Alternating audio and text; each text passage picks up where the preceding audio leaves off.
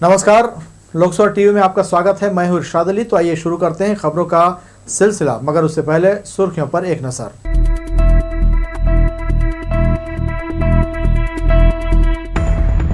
केंद्रीय राज्य मंत्री रामेश्वर तेली पहुंचे बिलासपुर। कहा, आसाम में भी छत्तीसगढ़ की संस्कृति और परंपरा है बरकरार। छत्तीसगढ़ के कई व्यावसायिक घरानों में पड़े इनकम टैक्स के छापे। बिलासपुर में भी जांच पड़ताल से मचा हड़कंप।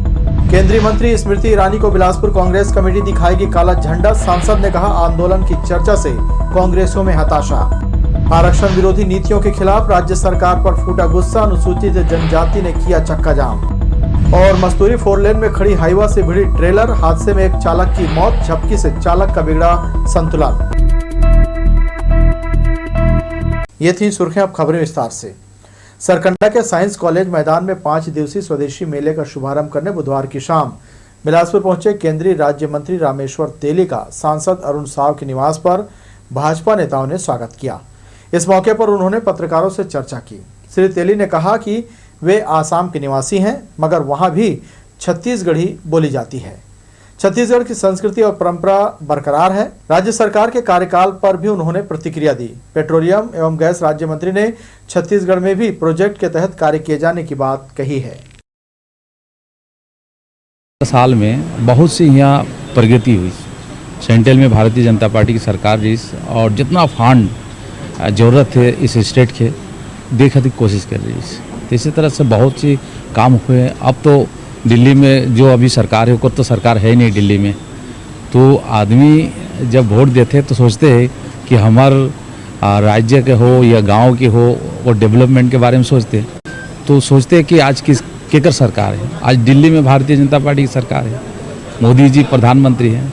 तो जब एक सरकार जब दिल्ली में बैठे रहते हैं तो वो स्टेट के लोग भी सोचते हैं कि वही सरकार को वोट दो और वहाँ का डेवलपमेंट। जैसे असम में पहले डेवलपमेंट काम नहीं होती। मोदी जी सरकार में प्रधानमंत्री बनने के बाद बताए खोजत हूँ जो असम और नॉर्थ ईस्ट के पूरा 8 स्टेट में जिस तरह से प्रगति हो रही, तो हम चाहते हैं कि पूरा भारत किसी तरह से प्रगति हो। कोरोना काल की लगी बंदिशें हटने के बाद एक बार फिर से तमाम पर्व और कार्यक्रमों में उत्साह नजर आने लगा है। इस बार भी लाल बहादुर शास्त्री स्कूल मैदान में 12 नवंबर शनिवार को 45वां रावत नाच महोत्सव मनाया जाएगा। इसकी तैयारियां शाला ग्राउंड में दिखाई देने लगी हैं। प्रदेश भर से लगभग 70 से 80 टीमें यहां नृत्य के लिए पहुंचती हैं। सबसे ज्यादा बिलासपुर की आदिवासी टीम शामिल होती है। रावत नाच महोत्सव के संरक्षक कालीचरण यादव ने बताया कि इस बार भी अद्भुत लोक नृत्य का आनंद बिलासपुर और आसपास के लोग उठाएंगे। उत्कृष्ट प्रदर्शन करने वाले दलों को पुरस्कृत किया जाएगा। इसके अलावा विभिन्न क्षेत्रों में 15 रनिंग शील्ड के साथ 2 लाख रुपए की नगद राशि यदुवंशियों के नृत्य दल को प्रदान की जाएगी। युद्ध स्तर पे काम चल रहा है हर फील्ड में। ये ग्राउंड के अंदर भी हो रहा है काम और बाहर लिखा पढ़ी का भी काम चल रहा है। करीब 70-80 टीमों को आमंत्रण जा चुका है। संपर्क में है वो लोग, सतत संपर्क में हैं। और इस साल फसल अच्छी है। एक कोरोना के बाद सारे आयोजनों में उत्साह दिख रहा है। छत्तीसगढ़ के मैदानी इलाके से सभी जगह से टीमें आ जाती हैं, दूर से कम आती हैं। बाकी बिलासपुर तहसील, बिलासपुर शहर, बिलासपुर जिले के अंदर से काफ़ी टीमें आती हैं। धान खरीदी शुरू हो गई है। इसके साथ ही जिला केंद्रीय सहकारी बैंक द्वारा खरीदी केंद्रों को उचित दिशा निर्देश भी जारी किए जा रहे हैं। बड़े खरीदी केंद्र में जरूरत के अनुसार सीसीटीवी कैमरे लगाने को कहा गया है। धान खरीदी शुरू हो गई है, लिहाजा किसानों से धान खरीदने और उसे सुरक्षित रखने की जिम्मेदारी भी तय की जा रही है।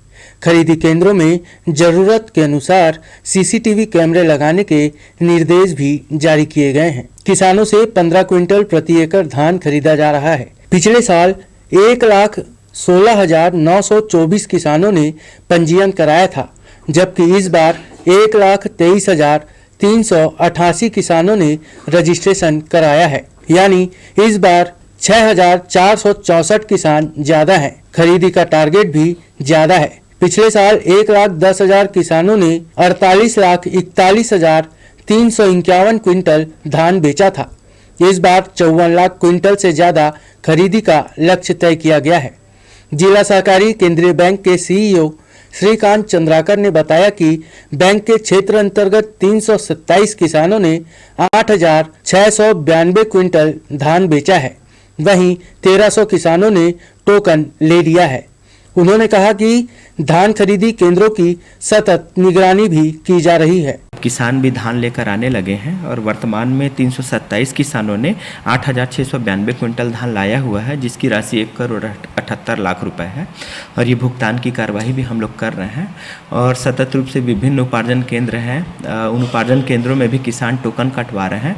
टोटल कल की स्थिति में 1300 किसान के आसपास हैं जो अपना टोकन कटवा चुके हैं और इनका धान धीरे धीरे उपार्जन किया जाएगा। निर्देशित किया गया है कि अगर समिति सक्षम है और उनके पास साधन उपलब्ध है तो ऐसे में वो अपने स्वयं के व्यय से सीसीटीवी कैमरा लगा सकते हैं और धान को सुरक्षित रख सकते हैं और इसके लिए बड़े हैलोजन लाइट का उपयोग करने और तार बाड़ा लगाने के लिए भी निर्देशित किया गया है। पिछले वर्षों में जिन खरीदी केंद्रों में ज्यादा धान खरीदा जा रहा था उस पर अधिकारियों की नजर रहेगी। वे यह निरीक्षण करेंगे कि कहीं इन केंद्रों में धान खरीदी के दौरान किसी तरह की गड़बड़ी तो नहीं हो रही है। अधिकारी धान खरीदी में पूरी पारदर्शिता होने का दावा कर रहे हैं। 40,000 क्विंटल से ज्यादा धान खरीदी वाले केंद्रों में विशेष तौर पर नजर रखी जाएगी। लोकसभा टीवी के लिए कैमरामैन जय साहू के साथ नीरज शर्मा, बिलासपुर। 1 नवंबर से 31 जनवरी तक जिले के 130 केंद्रों में किसानों का धान खरीदा जाएगा। पिछले साल की अपेक्षा किसानों को इस बार धान बेचने के लिए ज्यादा समय मिलने जा रहा है। वहीं टोकन की परेशानी से बचाव के लिए इस बार वैकल्पिक तौर पर ऑनलाइन टोकन सुविधा भी शुरू की गई है, यानी किसान घर बैठे अपना टोकन खुद जारी कर सकेंगे। धान का समर्थन मूल्य 2,040 रुपये प्रति क्विंटल और ए ग्रेड धान का समर्थन मूल्य 2,060 रुपये प्रति क्विंटल निर्धारित किया गया है। इस प्रकार का टोकन छत्तीसगढ़ शासन द्वारा एक एप्लीकेशन लॉन्च किया गया है जो समस्त धान उपार्जन केंद्रों से लिंक है और इसमें किसान स्वयं एप्लीकेशन अपने मोबाइल में डाउनलोड करके उसके माध्यम से टोकन काट सकता है और टोकन में पात्रता भी दिया गया है। तो पात्रता के हिसाब से वो किसान अपने जिस दिन भी वो लाना चाहते हैं उतनी मात्रा का वो धान के लिए टोकन कटवा कर उपार्जन केंद्र में वो ले जा सकते हैं धान। ऐप का क्या नाम है? इस ऐप का नाम है तुहर टोकन तुहर हाथ और इसके माध्यम से टोकन का कार्य भी होता है और साथ में समिति के माध्यम से भी टोकन कटाया जा सकता है। नगर निगम प्रशासन ने राजस्व प्राप्त करने अपने स्वामित्व की जमीन और दुकान के विक्रय को लेकर निविदा निकाला था। राजकिशोर नगर, नर्मदा नगर, यदुनंदन नगर व्यापार विहार में स्थित भूखंड और दुकान को लेकर बुधवार को निविदा खोली गई। 541 फार्म विक्रय की तुलना में 114 टेंडर प्राप्त हुए। अपर आयुक्त और उपायुक्त सहित निगम अधिकारियों की मौजूदगी में ज्यादा दर वाले आवेदकों को नीलामी के बाद विक्रय पत्र सौंपा गया। बुधवार को एक बार फिर से छत्तीसगढ़ के कई कोयला, राइस मिल और रियल एस्टेट से जुड़े व्यवसायियों के मकान और व्यावसायिक प्रतिष्ठानों में इनकम टैक्स का छापा पड़ा। राजधानी रायपुर से लेकर बिलासपुर सहित कई जिलों में अधिकारियों की टीम व्यवसायियों के घरों में पहुंचकर आय से संबंधित तमाम दस्तावेज खंगालती रही। बिलासपुर में भी सरकंडा निवासी तेंदुपत्ता व्यापारी बजरंग अग्रवाल, बनवारी अग्रवाल के घर आईटी के अफसरों ने दस्तावेजों को खंगाला। रियल एस्टेट कारोबार से जुड़े अभय बरुआ से भी पूछताछ की जानकारी सामने आई है। सुबह से जारी छानबीन रात तक चलती रही। पुलिस महानिरीक्षक रतनलाल डांगी ने बुधवार को प्रधान आरक्षक से सहायक उप निरीक्षक के पद पर 19 जवानों को पदोन्नत करते हुए उनकी नवीन पद स्थापना सूची जारी की। वहीं 4 आरक्षक वाहन चालकों का भी प्रधान आरक्षक चालक पद पर पद स्थापना किया गया।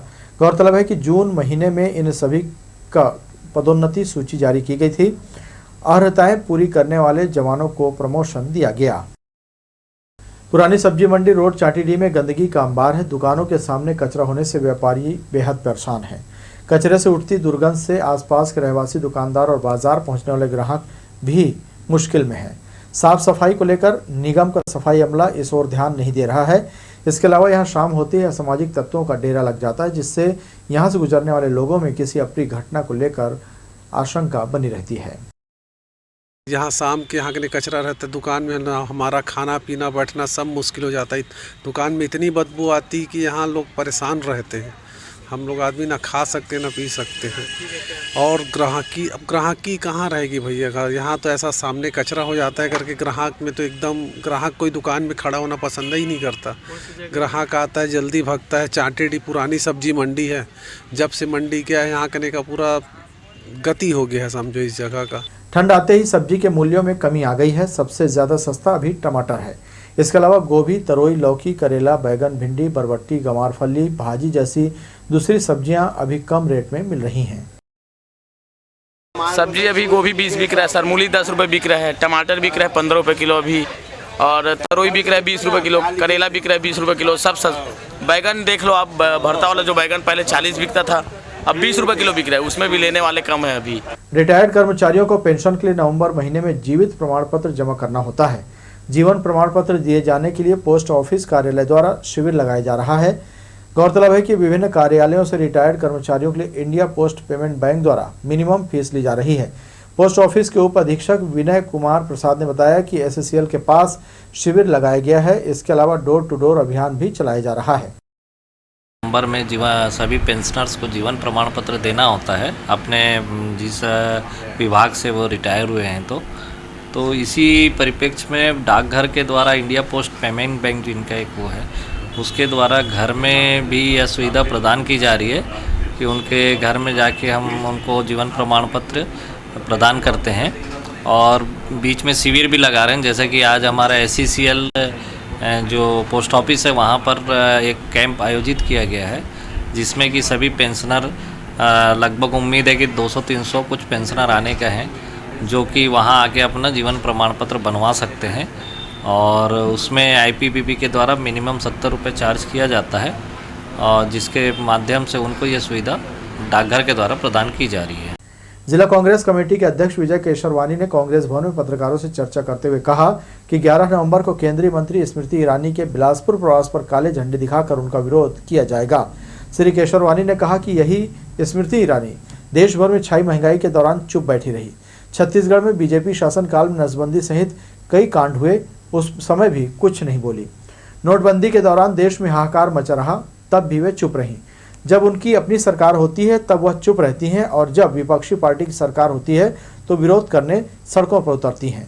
जिला अध्यक्ष ने उन्हें सलाह दी है कि उत्तर प्रदेश सहित दूसरे राज्यों में महिलाओं पर खूब अत्याचार हो रहे हैं, वहां जाकर महतारी हुंकार रैली का आयोजन किया जाना चाहिए। छत्तीसगढ़ में भी भाजपा शासन के दौरान महिलाओं पर अत्याचार खूब हुए थे, उस दौरान उनको छत्तीसगढ़ आकर हुंकार रैली किया जाना चाहिए था। बिलासपुर रेलवे जोन कमाऊपूत जोन है, इस देश का प्रथम जोन ऐसा है जहां सबसे प्रॉफिट वाला जोन है।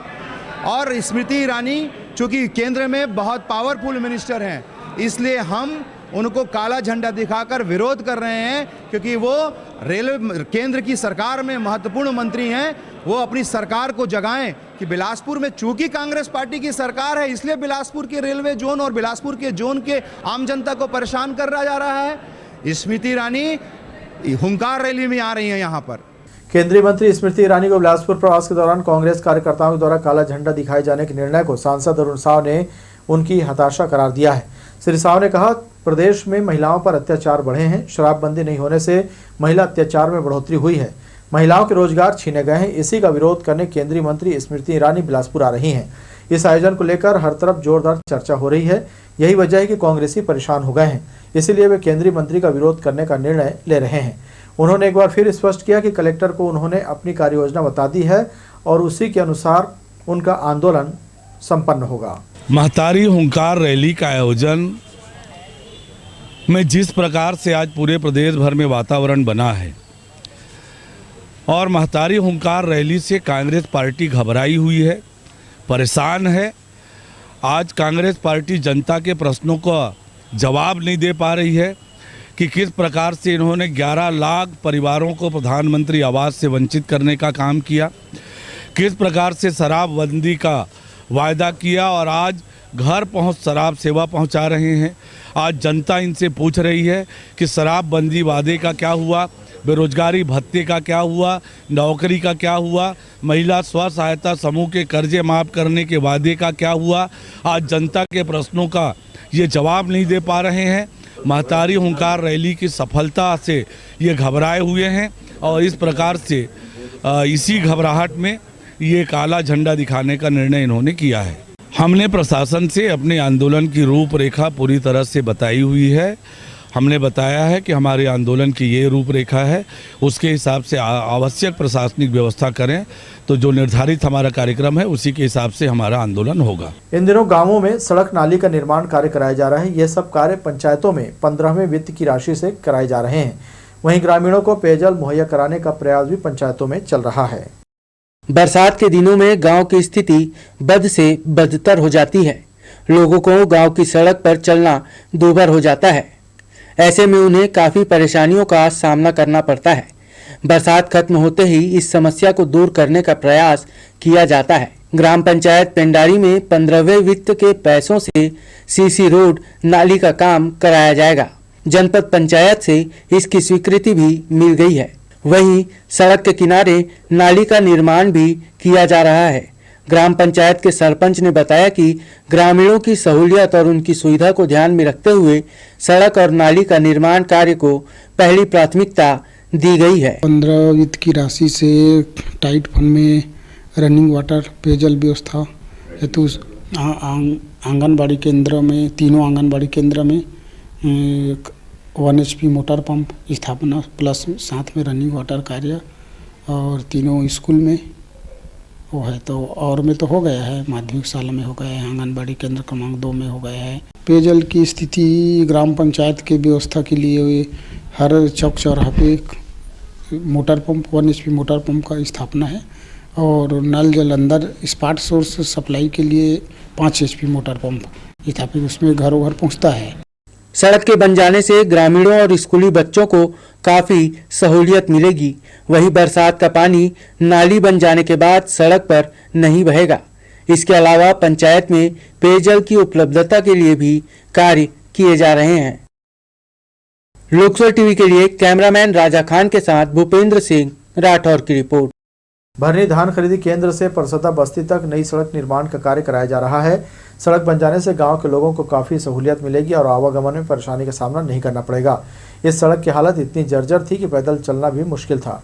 जगह जगह बड़े बड़े गड्ढे राहगीरों के लिए मुसीबत का सबब बने हुए थे, जिससे हर पल दुर्घटना की आशंका बनी रहती थी। मोटरसाइकिल सवार आए दिन घटना के शिकार हो रहे थे। ग्रामीणों की नाराजगी और लगातार मांग के बाद प्रशासनिक अमला कुंभकर्णी नींद से जागा और सड़क निर्माण कार्य शुरू करा दिया। आशीर्वाद वैली के विवाद का मामला अभी शांत होने का नाम ही नहीं ले रहा है। बुधवार को वेलफेयर सोसाइटी के अध्यक्ष नेमेश पांडे ने प्रेस वार्ता कर अपना पक्ष रखा। उन्होंने कहा, वर्ष 2017 में कॉलोनी को सोसाइटी को सौंप दिया गया। बिल्डिंग बायलॉज में गार्डन के सामने स्विमिंग पूल का उल्लेख था, लेकिन कॉलोनी सौंपने के दौरान स्विमिंग पूल नहीं बना था। वहीं 2019 में उस खाली जमीन पर सोसाइटी द्वारा बैडमिंटन कोर्ट बना लिया गया। अब सिंह परिवार को आपत्ति इस बात पर है कि उनके घर के सामने मौजूद बैडमिंटन कोर्ट में देर रात तक खेल चलता है और इस वजह से वे परेशान होते हैं। कॉलोनी के लोगों के साथ उनका लगातार विवाद बना हुआ है, जिससे कॉलोनी के नागरिक परेशान हो गए हैं। इसी बात को लेकर बुधवार को कॉलोनी निवासी पत्रकारों से चर्चा करने प्रेस क्लब पहुंचे। से उन्होंने मुझे प्रताड़ना दी है। पहले भी कुछ महीनों पहले भी उन्होंने मेरे अगेंस्ट आरोप लगाए थे कि मैंने उनके साथ गाली गलौज किया है, जो कि हमने RTI से निकाला तो उनकी शिकायत झूठी पाई गई। आप लोग कोई भी कॉलोनी में रैंडमली चेक कर सकते हैं, लोगों से पूछ सकते हैं क्या सही है क्या गलत है, मैं किस नेचर का हूँ, मैं किस स्वभाव का हूँ, मेरा आचरण क्या है, मेरा व्यवहार क्या है, मेरा कैरेक्टर क्या है। आप सभी इस चीज़ की जाँच रैंडमली किसी से भी पूछ के कर सकते हैं। उनके साथ सिर्फ वही दे रहे हैं जिनको कभी सोसाइटी के नियमों से प्रॉब्लम हुआ हो। जो नियम मैं नहीं बनाता हूँ, हाउस बनाती है। जनरल मीटिंग में जो निर्णय होता है वह होता है वहाँ पर। उससे कुछ लोगों को प्रॉब्लम है, कुछ अनियमितताओं को रोका मैंने, जिससे कुछ लोग मेरा विरोध करते हैं। और बढ़ेंगे आगे के समाचारों में, मगर उससे पहले सुर्खियों पर एक नजर।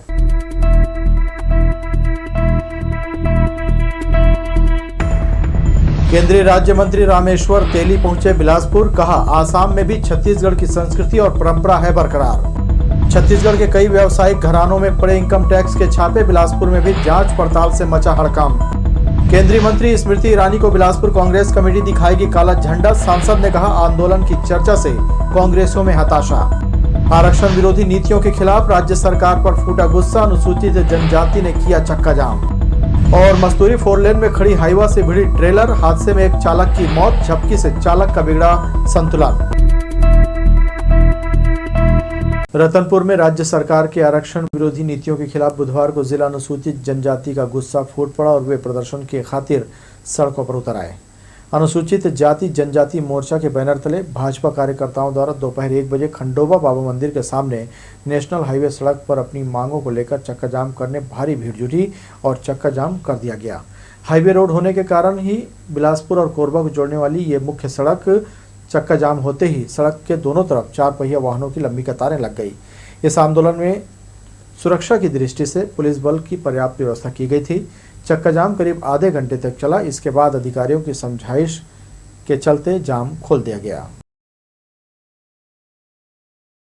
की सरकार भूपेश सरकार उसमें 12% कटौती किया, जिससे हमारे समाज में आक्रोशित है और आने वाले हमारे समाज के बाल बच्चों के लिए भविष्य पर भी ये नुकसान से क्या लगता है राज्य सरकार को इसका कोई असर नहीं मानना तो पड़ेगा उसको, और यदि इस चक्का जाम से नहीं मानते तो उग्र आंदोलन किया जाएगा पूरे प्रदेश पर। और आज तो सभी जगह भारतीय जनता पार्टी जनजाति मोर्चा द्वारा चक्का जाम किया गया है। इसके बाद यदि मांग पूरा नहीं होता है तो और इसका प्रदेश भर में उग्र आंदोलन किया जाएगा और उसको अंत में सरकार को इस मुद्दे पर विचार करना पड़ेगा, झुकना पड़ेगा।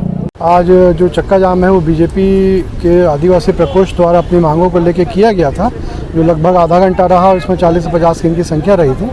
पुलिस ने अपना डाइवर्शन पॉइंट लगा दिया था, कुछ गाड़ियां प्रभावित हुई, बाकी शांतिपूर्वक चक्का जाम समाप्त हो गया। भारतीय जनता पार्टी एवं अनुसूचित जाति जनजाति मोर्चा द्वारा यहाँ पर अनुसूचित जाति जनजाति के 32% आरक्षण के कटौती के संबंध में यहाँ पे विरोध प्रदर्शन किया गया है और जिन्हें हमने आश्वासन दिया है कि हम इनकी बातों को शासन के समक्ष रखेंगे। चक्का जाम कितने समय तक रहा है? चक्का जाम तकरीबन घंटे भर का रहा है, जो कि शांतिपूर्ण रहा है और अभी इन्होंने आश्वासन देने के बाद अब चक्का जाम खत्म कर दिया है। तोरा थाना क्षेत्र के गुरु नानक चौक के पास 2 महीने पहले विजय मोगरे पर जानलेवा हमला करने वाले फरार 2 आरोपी अनुराग सोनकर और चिंटू चक्रवर्ती को पुलिस ने दुर्ग से गिरफ्तार कर लिया है। आरोपियों ने बेसबल्ला रॉड से विजय पर जानलेवा हमला कर उसे गंभीर रूप से घायल कर दिया था। प्रार्थी की रिपोर्ट के बाद पुलिस ने आरोपियों की तलाश शुरू कर दी थी। दोनों के खिलाफ धारा 307 के तहत अपराध दर्ज कर न्यायालय में उन्हें पेश किया गया। 307 का मामला हमने दर्ज किया था, अपराध क्रमांक 424/22। प्रार्थी विजय मोंगरेल के रिपोर्ट पे यह मामला दर्ज किया गया था। स्थानीय गुरु नानक चौक के पास 2 आरोपी बच्चा सोनकर अनुराग और अरुण चक्रवर्ती, इन्होंने इसके साथ बेसबॉल और लाठी डंडे से मारपीट की थी। चूँकि हमला प्राण घातक था इसलिए इस मामले में 307 के तहत FIR दर्ज की गई थी। ये आरोपी लोग घटना के समय से फरार चल रहे थे। बीच में ये लोग छत्तीसगढ़ से बाहर 1 आध महीने तक रुके हुए थे। इस दौरान ये लोग दुर्ग में आए, उसकी लोकेशन लेकर दुर्ग से टीम इनको लेकर आई। अभी ये दोनों आरोपी माननीय न्यायालय रिमांड पे हैं। तोरवा क्षेत्र के मानिकपुर में रहने वाली 18 महिलाओं को लोन दिलाने का झांसा देकर 3 लाख रुपए का धोखाधड़ी करने का मामला सामने आया है। गांव की पुष्पा केमट और सरकंडा निवासी अंजलि चक्रधारी ने महिलाओं को बहला फुसलाकर उनसे लाखों रुपए वसूल लिए। लोन नहीं मिलने पर प्रार्थी ने तोरवा थाना पहुंचकर धोखाधड़ी का मामला दर्ज कराया था। इसके बाद से अंजलि चक्रधारी फरार थी। पुलिस ने मोबाइल लोकेशन के आधार पर आरोपी को गिरफ्तार कर लिया है। 420 का मामला तोरवा थाने में 2021 में दर्ज किया गया था। प्रार्थी जितेंद्र कुमार विनोदन थे। इसमें अपराध क्रमांक 528/21 धारा 420। इसमें एक आरोपी पहले से गिरफ्तार थी और पुष्पा केवट करके एक अंजलि चक्रधारी ये फरार चल रही थी। उसी आरोपियों को हमने भारद्वार से गिरफ्तार करके माननीय न्यायालय रिमांड पर भेजा है। नींद से जागे नगर निगम की नज़र एक बार फिर से अवैध प्लाटिंग की तरफ घूम गई है।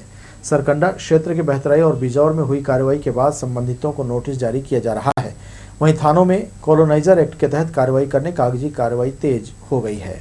अवैध प्लॉटिंग के खिलाफ नगर निगम प्रशासन ने मुहिम छेड़ दी है। सरकंडा क्षेत्र के मोपका, चिल्हाटी, बहतराई, लिंगियाडी में हुए अवैध प्लॉटिंग की पूरी कुंडली नगर निगम ने तैयार कर ली है। 5 नवंबर को बहतराई के राजेंद्र देवांगन सहित बिजौर में हुई कार्रवाई के बाद अब इन्हें नोटिस भेजने की तैयारी चल रही है। नगर निगम प्रशासन ने अवैध प्लॉटिंग करने वालों के खिलाफ लंबा जुर्माना लगाया है। वहीं थाने में भी कॉलोनाइजर एक्ट के तहत मामला दर्ज करने पुलिस अधीक्षक से पत्राचार किया गया है। भवन अधिकारी सुरेश शर्मा ने बताया कि मोपका, चिल्हाटी, बहतराई, लिंगियाडी सहित आसपास के क्षेत्रों में हो रही अवैध प्लॉटिंग की जानकारी लगी है। जल्द ही वहां भी कार्रवाई की जाएगी। जो बिल्डर है उसकी जांच यानी राजस्व पटवारी से पर उसके बटांकन की जानकारी ली जाएगी और उसके हिसाब से उनके विरुद्ध FIR दर्ज कराया जाएगा। और जो भी दंड है और जो उस कार्रवाई के दौरान जो खर्च हुए हैं उसकी वसूली के लिए उनको नोटिस भेजा जा रहा है। आगे अभी बहुत सारे चिन्हांकन में है। कल अभी जल्द ही अपन बिजौर में और अन्य जगह सभी जगह भद्राई, बिजौर, मोका, सकरी सभी जगह कार्रवाई करने वाले हैं। राजस्व अमले से बिना मिलीभगत कर अवैध प्लॉटिंग करना नामुमकिन है। पूर्व में धड़ल्ले से हो चुकी अवैध प्लॉटिंग के कारण शासन को राजस्व की हानि हुई है। पुलिस अधीक्षक को पत्र लिखकर कार्रवाई के दिन अतिरिक्त बल की भी मांग की गई है। कैमरा पर्सन सुशांत सिंह के साथ आशीष मौर्य, लोकसभा टीवी, बिलासपुर। मस्तूरी 4 लेन में तिराहा चौक के पास बुधवार तड़के 5 बजे के आसपास एक ट्रेलर 4 लाइन रोड पर राइस मिल के पास खड़ी हाईवा से टकरा गई। घटना में चालक की मौके पर ही मौत हो गई। गाड़ी नंबर RJ17GA6877 ट्रेलर के दूसरे ड्राइवर ने बताया कि वह राजस्थान के रहने वाले हैं और दोनों ही ड्राइवर हैं। झपकी लगने की वजह से गाड़ी अनियंत्रित होकर खड़ी हाईवा से जा भिड़ी। हादसे के समय दूसरा चालक सो रहा था। वाहन के सामने का हिस्सा पूरी तरह से क्षतिग्रस्त हो चुका है। मौके पर मस्तूरी पेट्रोलिंग पुलिस पहुंची और मृत ड्राइवर के शव को मस्तूरी स्वास्थ्य केंद्र के मर्चुरी में रखवा दिया है। पुलिस मर्ग कायम कर आगे की कार्रवाई कर रही है। बुधवार से हिंदू पंचांग का 9वां मास शुरू होने जा रहा है। आम बोलचाल की भाषा में इस मास को अगहन भी कहा जाता है। इसे मार्गशीर्ष भी कहते हैं। इस बार अगहन मास की शुरुआत 9 नवंबर बुधवार से होने जा रही है। ये महीना 8 दिसंबर गुरुवार तक रहेगा। दीपावली के बाद अगहन का महीना आता है, कार्तिक के बाद। तो उस प्रथम गुरुवार के पहले बुधवार की सुबह से हम लोग घर को साफ करके चौक वौक डालते हैं। फिर ये देखिए यहाँ पे पूरा चौक वौक डला है। इसको डालने के बाद गुरुवार को सुबह 4 बजे उठकर पहले दीपक सामने जलाते हैं। फिर दोपहर को भोग बना के भगवान जी को चढ़ाते हैं। शाम के टाइम भी लक्ष्मी जी को फिर से एक नया भोग लगा के फिर पूजा करते हैं और रात में एक पहर फिर पूजा करते हैं। इस प्रकार 3 बार से पूजा होती है। सर्वप्रथम गुरुवार के दिन ब्रह्म मुहूर्त में उठ करके पवित्र भाव से स्वच्छ वस्त्र पहन करके माताएं जो हैं वह वहाँ पर जहाँ उन्होंने पूर्व संध्या में चौक बनाया है वहाँ एक कलश स्थापना करके आम पत्ती रख करके आंवला इत्यादि की वहाँ पर व्यवस्था रखते हैं पूजन के लिए और विधिवत वो अगहन गुरुवार की पूजा करते हैं। ऐसी मान्यता है हमारे यहाँ की जो ही माताएं गुरुवार के दिन प्रातःकालीन बेला में उठ करके विधिवत अगहन मास में ये व्रत को धारण करती हैं, निश्चित रूप से धन धान्य और श्री की प्राप्ति उनको होती है। भोग साहब और अरदास कर पाठ साहब की समाप्ति किया गया। इसके साथ ही भाई वरियाराम दरबार में श्री गुरु नानक देव जी का प्रकाश उत्सव हर्षोल्लास के साथ मनाया गया। सिंधीवाड़ पंचायत शनिचरी पड़ाव ने आम लंगर का आयोजन किया। पूज्य सिंधी पंचायत शनिचरी पड़ाव के तत्वाधान में बुधवार को श्री गुरु नानक देव जी का प्रकाश उत्सव भाई वरियाराम दरबार में श्रद्धापूर्वक धूमधाम से मनाया गया। मानवता के पथ प्रदर्शक श्री गुरु नानक देव जी के 353वें प्रकाश उत्सव के अवसर पर 15 दिवसीय कार्तिक कथा की समाप्ति भोग, कीर्तन, आरती और अरदास कर किया गया। सभी कार्यक्रमों में सिंधी समाज के लोग बड़ी संख्या में शामिल हुए। पंचायत के अध्यक्ष गोपी ठारवानी ने कहा कि गुरु पर्व पर देर रात जयंती की परंपरा निभाते हुए भाई वरियाराम दरबार में गुरु की डोली उतारी। इसके बाद सारा दिन कार्यक्रम हुआ। भाई वरियाराम दरबार में परंपरागत गुरु नानक देव जी का जयंती धूमधाम से उत्साह के साथ मनाया जा रहा है। इस तारतम्य में रात को 1:20 में गुरु साहब के जन्म उत्सव मनाया गया। उसके बाद आज पाठ साहब जो प्रारंभ हुआ था उसका आज समापन एवं भोग साहब किया जाएगा। किस तरह से लोग आपस में धार्मिक माहौल बहुत भाईचारे के साथ यह पर्व मनाया जा रहा है परंपरागत तरीके से एवं बहुत ही उत्साह एवं खुशी का माहौल है। उत्साह के साथ गुरु का दीवान सजाकर पंचायत सदस्यों ने भक्ति गीतों पर नृत्य कर प्रकाश पर्व की खुशियां मनाई। इस अवसर पर चकरभाटा के भाई गोपीचंद धिरवानी और उनकी टीम ने भक्ति से ओत-प्रोत भजन गीतों की शानदार प्रस्तुति दी।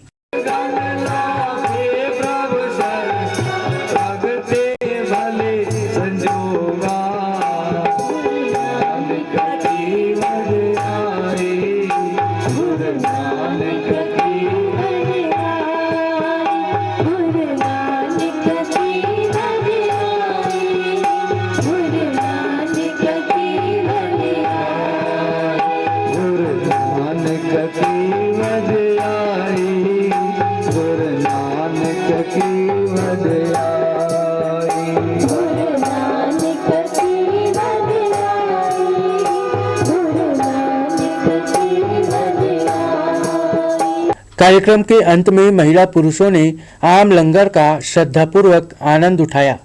पंचायत के पुरुष सदस्यों के साथ महिला विंग ने सक्रिय भागीदारी निभाई। लोकसर टीवी के लिए कैमरामैन सतीश साहू के साथ दिलीप जगवानी की रिपोर्ट। सिखों के आदि गुरु श्री गुरु नानक देव जी के 553वें प्रकाश पर्व पर मंगलवार की शाम को भव्य शोभा यात्रा निकाली गई। पंज प्यारों ने शोभा यात्रा की अगुवाई की। इस दौरान पूरा नगर शबद कीर्तन से गूंजता रहा। शोभा यात्रा को लेकर युवाओं, बच्चों और महिलाओं में खासा उत्साह देखने को मिला। अमृत वेला वेलफेयर समिति द्वारा निकली यह आकर्षक शोभा यात्रा स्मार्ट रोड वन विभाग होते हुए वापस गणेश चौक पहुंची। आकर्षक साज सज्जा और आतिशबाजी के साथ रैली निकाली गई, जिसका जगह जगह स्वागत किया गया।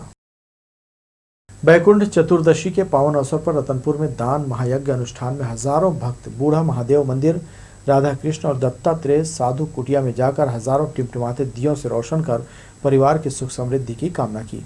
पद्म पुराण में कार्तिक महीना के 14 तिथि को बैकुंठ चतुर्दशी के नाम से जाना जाता है। हिंदू धर्म में ऐसी मान्यता है कि इस दिन भगवान विष्णु पाताल लोक से वापस आते थे, जिसकी खुशी में मंदिर में दीपदान करने से बैकुंठ की प्राप्ति होती है। इसी आध्यात्मिक भाव से प्रेरित होकर श्रद्धालुओं ने मंदिरों में जाकर दीपदान किया। बैकुंठ चतुर्दशी है। आज के दिन को देव दिवाली भी कहा जाता है। मान्यता है और कहा भी जाता है कि आज के दिन सिर्फ पृथ्वीलोक में ही नहीं, देवलोक में भी हर्षोल्लास के साथ दिवाली मनाई जाती है। आज के दिन शिव जी और विष्णु जी की दोनों की एक साथ पूजा की जाती है। कहा जाता है कि विष्णु जी का तुलसी दल शिव जी में चढ़ाया जाता है और शिव जी का बेलपत्र विष्णु जी में चढ़ाया जाता है। रतनपुर में बैकुंठ चतुर्दशी का पर्व बहुत हर्षोल्लास से हर साल मनाया जाता है।